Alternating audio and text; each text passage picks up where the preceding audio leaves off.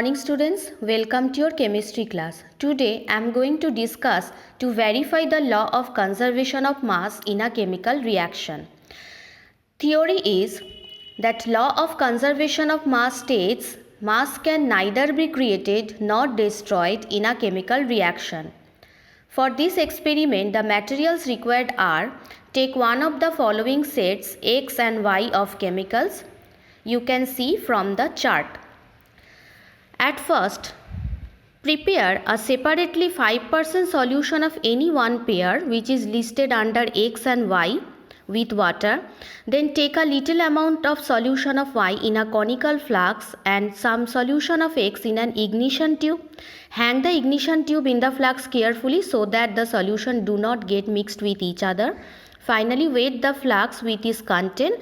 Tilt and swirl the flask so that X and Y get mixed, and after that weight the flask after chemical reaction is complete.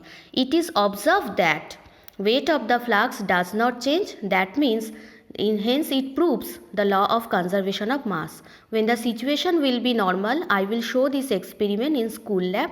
Thank you.